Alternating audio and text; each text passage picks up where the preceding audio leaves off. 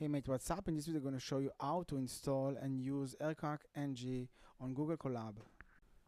Log into Google Colab, open new notebook, and we don't need to use a GPU, so runtime keep on none. Okay, let's start. All the command will be available in the description, so let's start with download and install Aircrack. So we update the repository and apt install all the packages.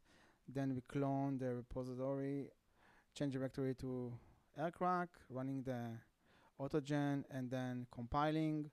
Then let's download the word list with wget and the link location. You can use any word list you want. You can upload directly if you want, and unzip it.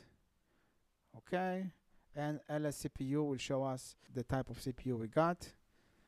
Okay, and the last thing, we need the bash, the shell that we work on. So let's start to run all the script. It will take a moment. Update the repository, install the necessary packages, and compiling the Aircrack-NG. Okay, finish. Now we're gonna download the word list and unzip it. Again, you can use any word list you want or upload it directly.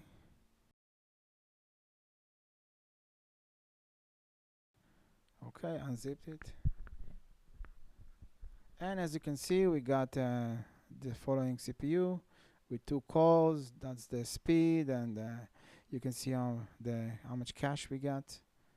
Okay, let's run the bash shell, run ls, navigate to the Aircrack directory. You can see the word list, and you can see that Aircrack can be installed. Now we're going to upload capture file, network capture file that you want to use. So give it a moment, and it's been uploaded. Okay, now I show you the command we're going to use. It's like Aircrack-NG -w for the word list location, then the capture file location. Just copy and paste it and let it run.